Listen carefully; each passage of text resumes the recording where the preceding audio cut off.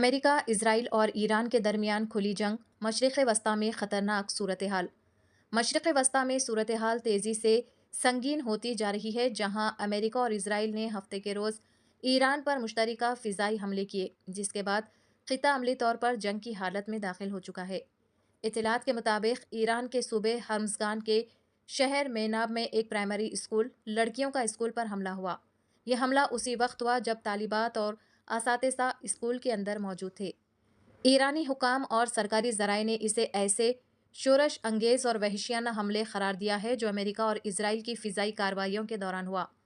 تقریباً 85 افراد، بعض رپورٹس کے مطابق 85 سے زائد جاں بحق ہوئے، جن میں زیادہ تر طالبات شامل ہیں۔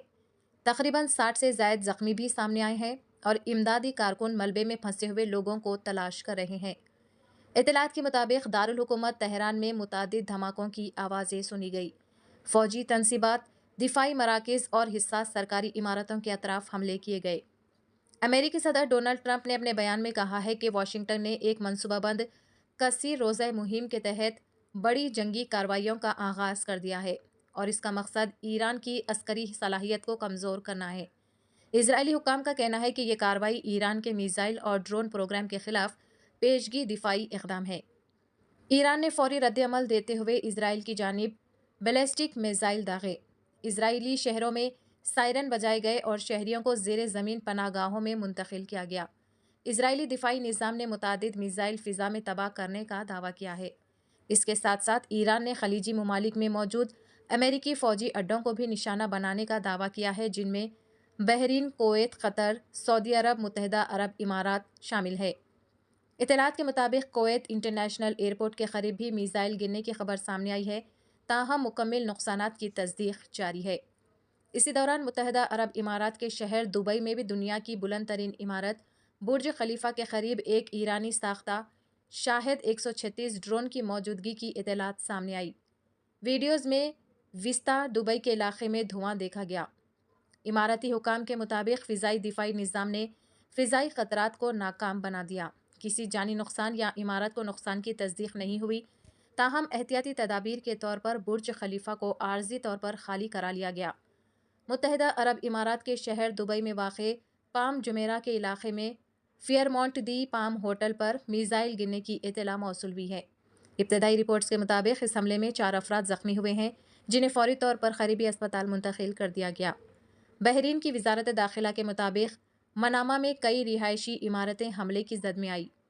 الجزیرہ کی جانب سے تصدیق شدہ ویڈیو میں دیکھا جا سکتا ہے کہ ایک ایرانی ڈرون شہر کے ایک بلند و بالا ٹاور سے ٹکراتا ہے۔ ٹکر کے لمحے زوردار دھماکے کی آواز سنائی دیتی ہے، جس کے بعد عمارت میں آگ بھڑک اٹھی ہے اور گھنا دھواں فضا میں بلند ہوتا دکھائی دیتا ہے۔ صورتحال کے پیش نظر ایران، عراق، اسرائیل نے اپنی فضائی حدود بند کر دی ہے۔ متعدد بین الاقوامی ایئر لائنز نے مشرق وسطیٰ کے لیے پروازیں معطل کر دی ہیں یا متبادل راستے اختیار کیے ہیں۔ دبئی، دوحہ اور ریاض کے فضائی راستوں میں بھی غیر معمولی سیکیورٹی اقدامات کیے جا رہے ہیں۔ ایران نے آبنائے ہرمز کو بند کر دیا ہے۔ یہ راستہ دنیا کی تقریباً 20% تیل سپلائی کے لیے اہم ہے۔ اس سے عالمی تیل کی قیمتوں میں شدید اضافہ ہو سکتا ہے۔ ابتدائی تجارتی اعداد و شمار کے مطابق عالمی منڈی میں تیل کی قیمتوں میں فوری اتار چڑھاؤ دیکھا گیا ہے۔ روس اور چین نے فوری جنگ بندی کا مطالبہ کیا ہے۔ اقوام متحدہ کی سلامتی کونسل کا ہنگامی اجلاس متوقع ہے۔ یورپی ممالک نے سفارتی حل پر زور دیا ہے۔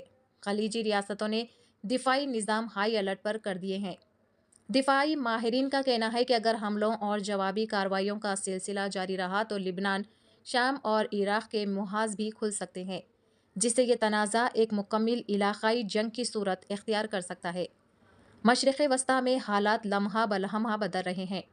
عالمی طاقتیں سفارتی کوششوں میں مصروف ہے، لیکن زمینی حقائق اس وقت ایک خطرناک اور غیر یقینی صورتحال کی نشاندہی کر رہے ہیں۔